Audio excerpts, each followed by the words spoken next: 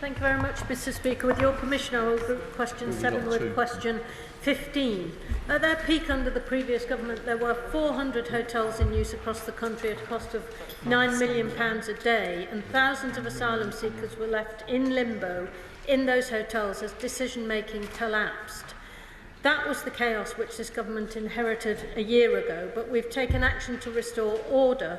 We're cutting the overall cost of asylum accommodation, and we are committed to end the use of these hotels entirely by the end of this Parliament. Charlie Joyce. Thank you, Mr. Speaker. People are rightly concerned by reports that the Home Office is now buying hotels to house asylum seekers. This appears to be completely at odds with the government's manifesto pledge to end the use of hotels. So can the Home Secretary or her Minister confirm to the House today that these reports are true or not true? And can she reassure my constituents in Bridlington and the Wolds that there are no plans to house illegal migrants in facilities in our local area? Well, the Home Office is not buying hotels, Mr. Deputy Speaker. And as for the honourable gentleman's constituency, there are currently 61 service users housed in his area, which is under 15% of the quota, and there are 0 hotels. Joe Roberts. Mr. Speaker, the government may not be buying hotels, but it's filling them up with asylum seekers. The number's gone up in the last year, not down, yet the government says it's going to reduce them to 0 by the end of this Parliament. Can the Minister confirm, is the commitment to end the use of asylum hotels by the end of this Parliament a guaranteed pledge on which we can judge its success or failure? Yes or no? Mr. Speaker, by March this year, 15% fewer people were in hotel accommodation than at the end of 2024. We're saving money on the chaos that we inherited from them, and we have announced that we will end the use of hotels by the end of this Parliament. Melanie on. Very much, Mr. Speaker. Are private rented family homes in socially and economically deprived areas the right place for asylum seekers to be housed? Are community impacts of those placements being monitored, ready to inform policy if necessary?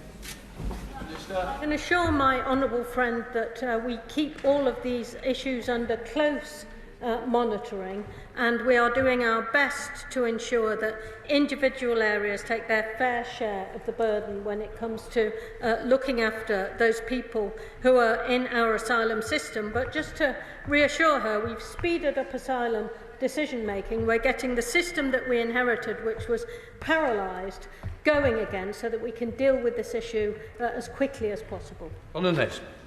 Thank you, Mr. Speaker. This Labour government inherited a situation from the Conservatives where we were spending almost £9 million every single day on asylum hotels, including the Crew Arms Hotel in my constituency. So can the Minister set out what steps she is taking to bring down those costs, as well as speeding up decision-making so we can reopen the Crew Arms as a hotel?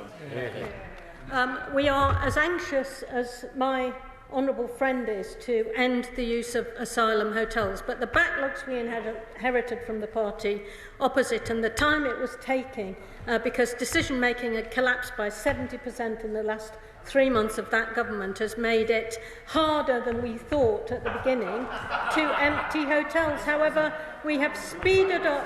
There's been a 116% increase in initial decisions, asylum decisions. We are speeding the system up. We are getting people through the system, and we will close all asylum hotels by the end of this Parliament. Secretary of State Crystal. Thank you, Mr. Speaker. Well, I would just gently remind the Minister the number of immigrants in asylum hotels has actually gone up since the general election. Now, I recently visited an asylum hotel and saw bikes from Deliveroo, Just Eat and Uber Eats in the hotel compound. Local eyewitnesses confirmed that the illegal immigrants in the hotel had been illegally working. This creates a pull factor because people smugglers actively market illegal working opportunities, and of course it creates risk for women and girls who might receive deliveries late at night from these undocumented illegal immigrants. So will she at least commit now to preventing this illegal working taking place from the hotels that she runs?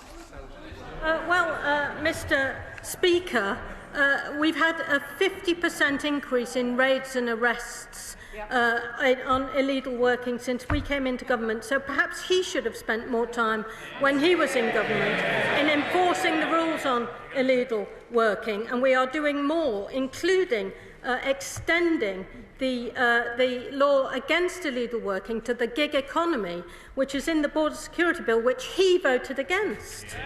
Lisa Smart, Liberal Democrats first. Very much, Mr. Speaker. Enabling new refugees to properly prepare for life in the UK will be key to reducing the need for asylum accommodation. In my own Hazel Grove constituency, we've seen that extending the move-on period not only gives new refugees much-needed time to make those preparations, but also protecting other public bodies, such as the local authority, from being left to pick up the cost. So it was really welcome news last December when the government decided to trial a longer move-on period for 6 months. But that 6 months has now come and gone, and despite numerous requests for an answer, the government has provided no certainty on whether the trial will be extended. Mr. Speaker, can the Minister provide clarity on that today? As it happens, Mr. Speaker, I can. We've extended that move-on trial to the end of the year. From Secretary. Mr. Speaker, small boats undermine border security and put lives at risk. The criminal gangs have adapted their tactics to exploit French rules that prevent the authorities intervening in French waters. The French Minister of the Interior and I agree that this needs to change.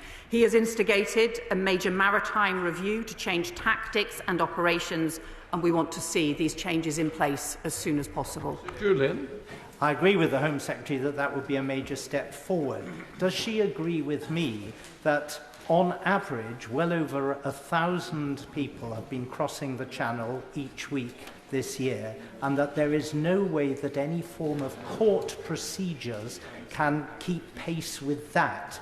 So does she therefore agree that nothing other than either prevention, as she's described, or interception, or, as a last resort, detention and return can possibly be successful?